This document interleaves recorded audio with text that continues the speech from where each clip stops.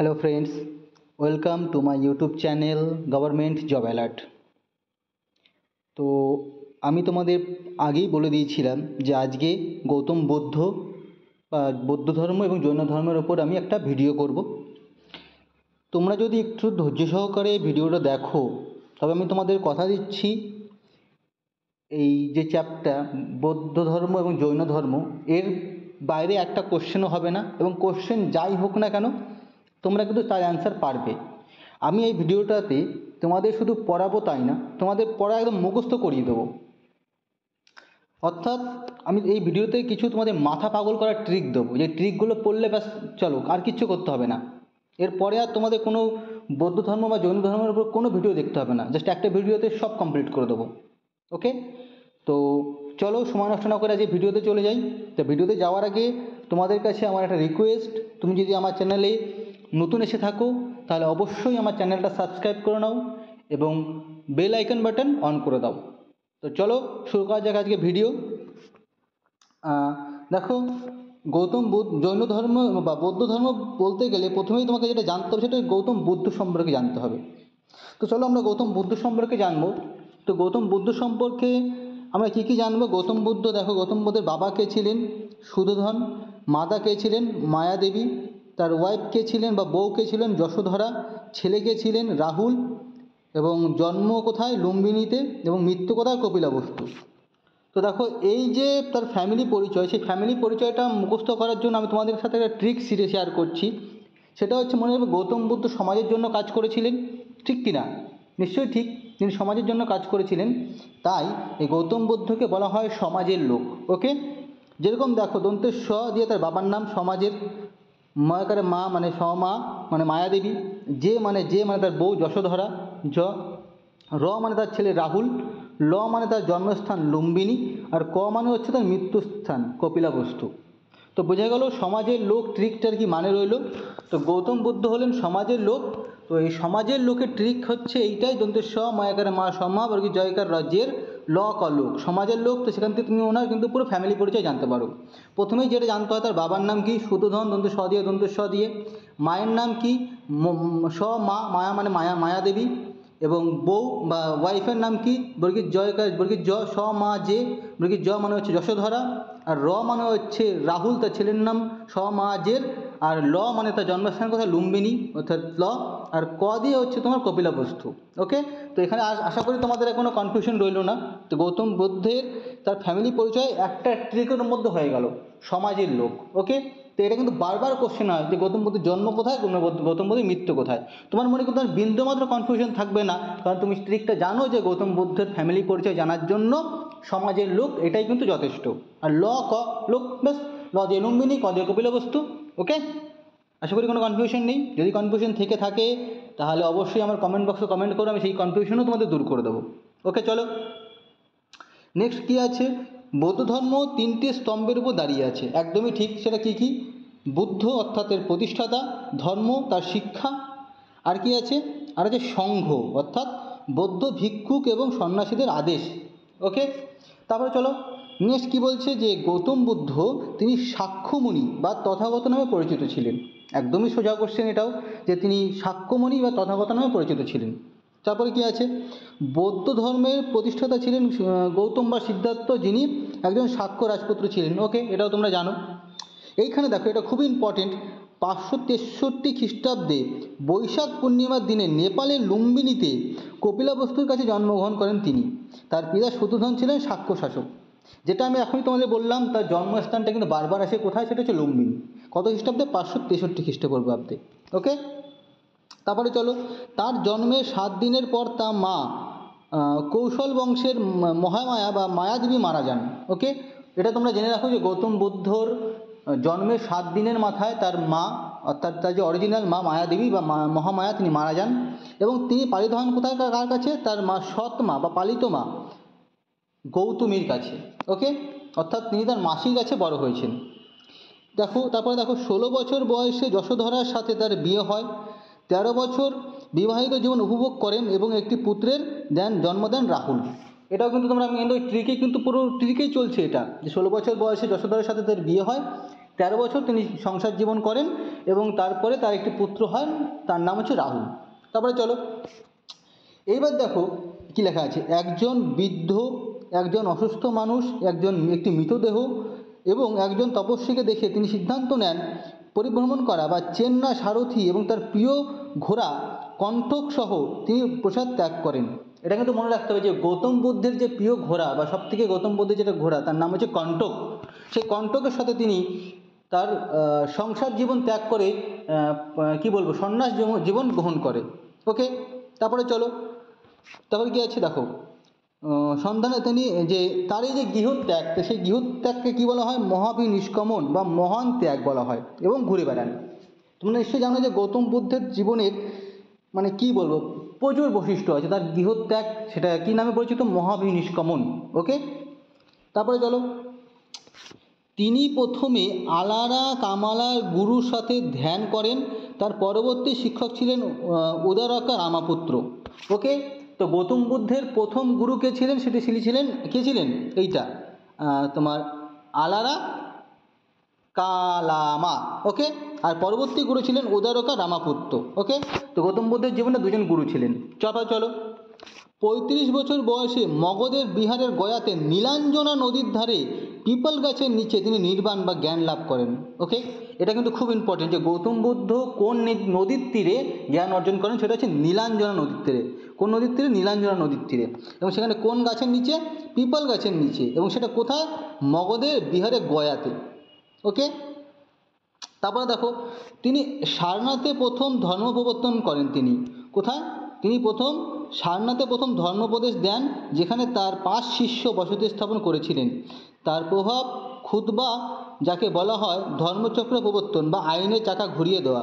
তো গৌতম বুদ্ধের যে ধর্ম প্রতিষ্ঠার জন্য তিনি যে ধর্ম প্রচার করেন, সেটাকে কি বলা হয়? সেটাকে বলা হয় ধর্মচক্র প্রবর্তন, মনে থাকে, বা আইনের চাকা ঘুরিয়ে দেওয়া।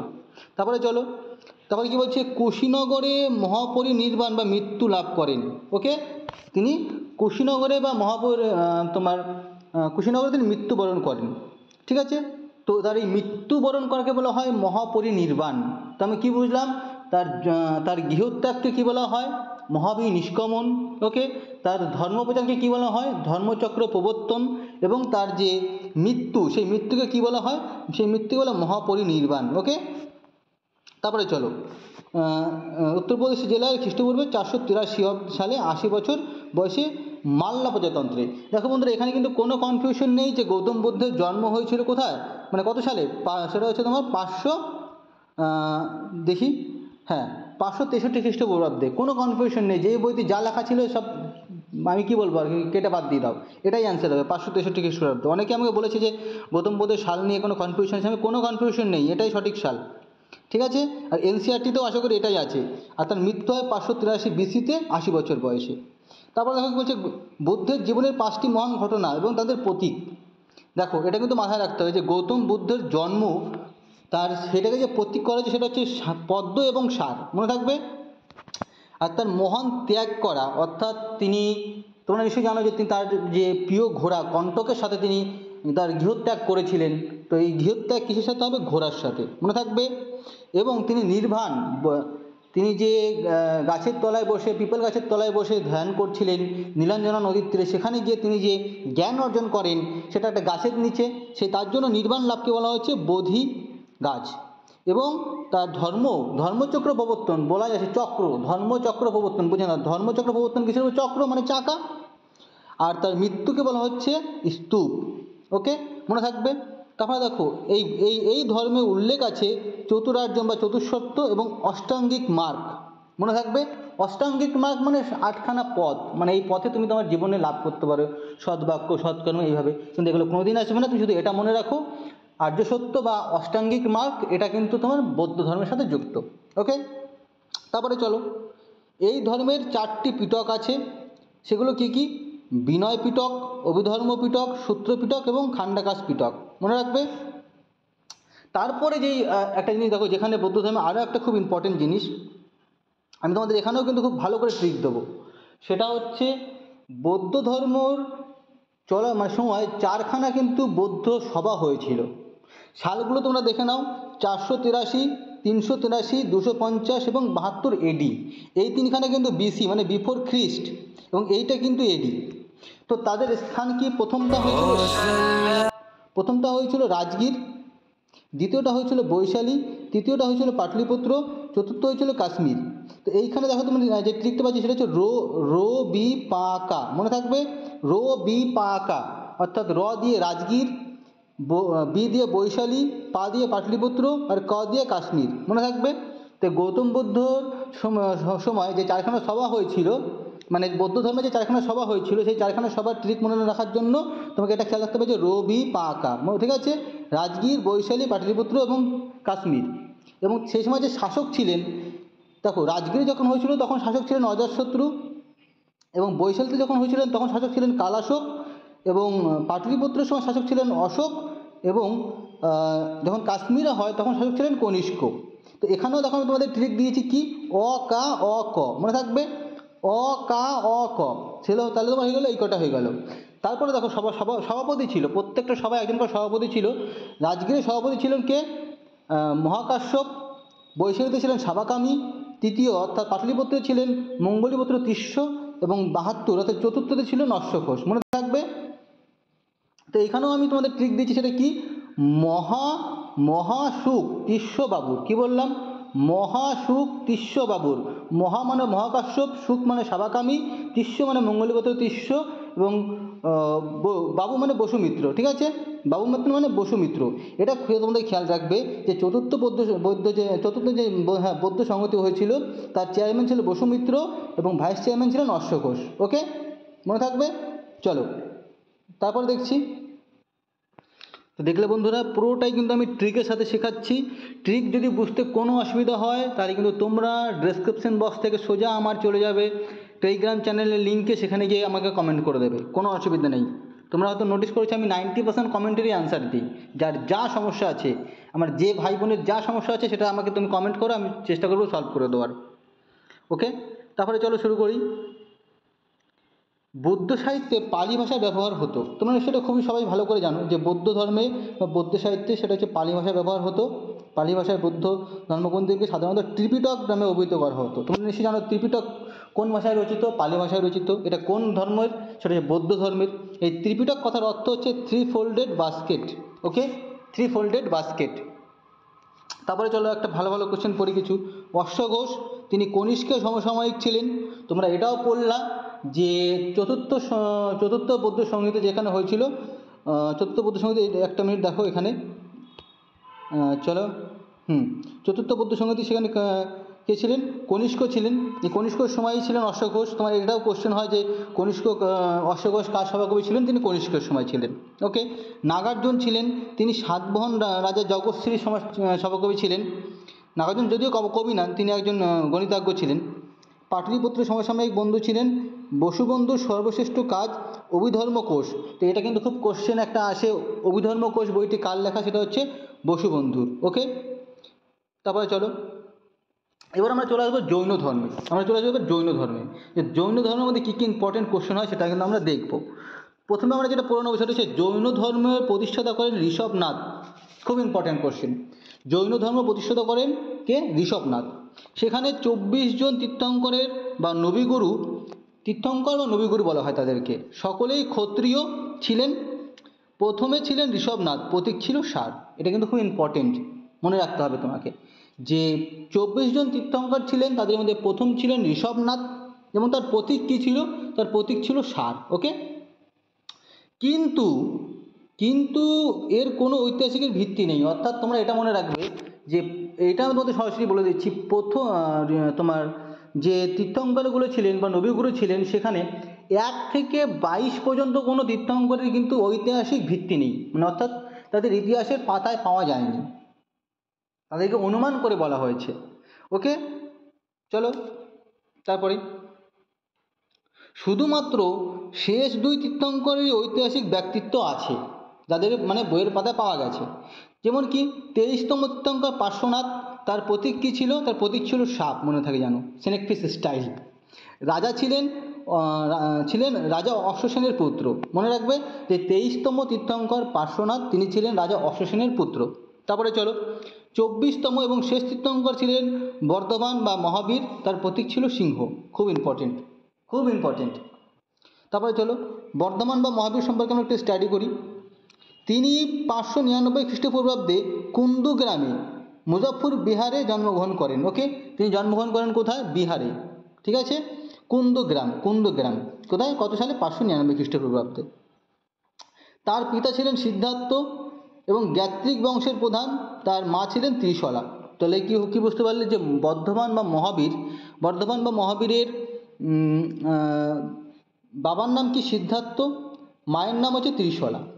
তারপরে চলো, মহাবীর বিম্বিসারের সাথে সম্পর্কিত ছিলেন। এটা কিন্তু খুব ইম্পর্টেন্ট কোশ্চেন, যে বিম্বিসারের সমসাময়িক কে ছিলেন? তিনি কিন্তু ছিলেন মহাবীর, মনে থাকে যেন। তার বিয়ে হয় যশোদার সাথে, তার বিয়ে হয়। এখানে কিন্তু কনফিউশন হবে না, যশোদার সাথে তার বিয়ে হয়। মহাবীরের ওয়াইফের নাম যশোদা, বাট গৌতম বুদ্ধের ওয়াইফের নাম কিন্তু যশোধরা। ওকে, মনে থাকে যেন, ধরা। তার প্রিয়দর্শনা নামে একটি কন্যা ছিল, যার স্বামী জামালি তার প্রথম শিষ্য হয়েছিলেন। ওকে, এটা কিন্তু খেয়াল রাখো যে মহাবীরের একজন মেয়ে ছিল, যার নাম কি? প্রিয়দর্শনা। এবং এই প্রিয়দর্শনারই যে হাজবেন্ড, তার নাম জামিলি। ওকে, এই জামিলি হচ্ছেন তোমার কি বলবো, মহাবীরের প্রথম শিষ্য। মনে থাকবে, মনে থাকবে। তারপর দেখো, 30 বছর বয়সে তার পিতামাতার মৃত্যুর পরে তিনি একজন তপস্বী হয়েছিলেন। চলো, এখানে কোনো ইম্পর্টেন্ট কোশ্চেন নেই। এখানে দেখো, তার তপস্যা 13 বছর বয়সে বৈশাখের 10 তারিখে শহরের বাইরে জলভিক গ্রামে শাল গাছের নিচে ঋজুপালিকা নদীর তীরে তিনি পরম জ্ঞান বা কৈবল্য লাভ করেন। মনে থাকবে, 13 বছর তপস্যার 13 বছর পরে, তারিখটা দেখো, বৈশাখের 10 তারিখ। আর গ্রামটার নাম কি? জলভিক গ্রাম। কোন গাছের নিচে? চলো দেখি, শাল গাছের নিচে। শাল গাছের নিচে কোন নদীর তীরে? ঋজুপালিকা, ঋজুপালিকা নদীর তীরে তিনি পরম জ্ঞান বা কৈবল্য লাভ করেন। প্রত্যেকটা লাইনে কোশ্চেন এরকমভাবে পড়তে হবে। আর তোমাদের সকলকে বলবো, দেখো বন্ধুরা, এখন কিন্তু প্রচুর স্টাডি করো। এই বয়সে স্টাডি করবে তো স্টাডি করবে কবে? ওকে, রাত নেই দিন নেই, এক করে পড়াশোনা করো। মিনিমাম ডেলি 4 থেকে 6 ঘন্টা স্টাডি করো। কারণ এখন যদি না পড়াশোনা করো না বন্ধুরা, তাহলে কখনো আর পড়াশোনা করতে পারবে না।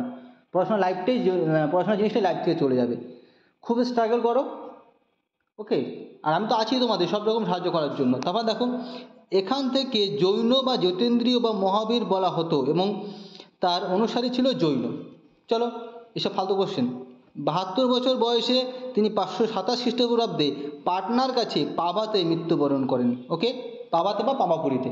তারপরে চলো, মহাবীর পার্শ্বনাথের মতো প্রায় একই বার্তা প্রচার করেছিলেন এবং আরও একটি যোগ করেছিলেন, যার প্রতিব্রাজ্য বা পঞ্চমহাব্রত নামে পরিচিত। ওকে, পার্শ্বনাথ যে 4খানা নির্দেশনামা দিয়েছিল, যা চতুর্যাম নামে পরিচিত সম্ভবত, এবং তার সাথে মহাবীর আরও একটা যোগ করে দিয়েছিল, যার নাম হচ্ছে পঞ্চম মহাব্রত। ওকে, তারপরে চলো, মহাবীরের মৃত্যুর পর রাজা চন্দ্রগুপ্ত মৌর্যের রাজত্বকালে ভয়াবহ দুর্ভিক্ষ দেখা দেয়। এখান থেকে কোশ্চেন হবেও না। চলো, তাও জাস্ট এগুলো একটা জাস্ট কি তোমাদেরকে একটু জানিয়ে দেওয়া। কোশ্চেন যেখানে হবে সেখানে আমি বলে দেবো। দেখো, এখানে কিন্তু কোশ্চেন হবে, জৈনদের দুটি সম্প্রদায়, খুব ইম্পর্ট্যান্ট, দিগম্বর আকাশ পরিহিত অর্থাৎ নগ্ন, এবং শ্বেতাম্বর শ্বেত বস্ত্র। এটা কিন্তু খুব ইম্পর্টেন্ট মনে রাখবে। দেখো, মনে রাখবে, দিগম্বর যারা তারা কি করতো? নগ্ন ছিল। আর যারা শ্বেতাম্বর তারা সাদা বস্ত্র পরত। একজন এই যে তোমার 24 জন যে তীর্থঙ্কর ছিলেন, সেই 24 জন তীর্থঙ্করের মধ্যে একজন মহিলা ছিলেন, তার নাম হচ্ছে মল্লিনাথ। এবং তার যে লগো, তার যে সিম্বল, সেটা কি ছিল? সেটা ছিল কলসি। মনে থাকবে, কলসি। ওকে, তারপরে চলো, জৈন ধর্মে ত্রিরত্ন বা 3 রত্ন দেওয়া হয়েছে এবং এদের নির্মাণের পথ বলা হয়েছে। মনে রাখবে, ডাইরেক্ট কোশ্চেন হবে, ত্রিরত্ন কোন ধর্মের সাথে যুক্ত? জৈন ধর্ম। মনে থাকবে। তারপরে দেখো, এখানে 12টি জৈন ধর্ম বা জৈন অঙ্গ আছে, যা দ্বাদশ অঙ্গ বলা হয়। এইবার দেখো, যে বৌদ্ধ ধর্মের যে তোমার 4খানা সভা হয়েছিল, সেরকম জৈন ধর্মেরও 2খানা সভা হয়। সেটা কি? দেখো, প্রথম কাউন্সিল কোথায়? দেখো, খ্রিস্টপূর্ব 3য় শতাব্দীর শুরুতে স্থলভদ্র কর্তৃক পাটলিপুত্রে অনুষ্ঠিত হয়। এর ফলে 14টির পূর্বের পরিবর্তে 12টি দ্বাদশ অঙ্গ সংকলিত হয়।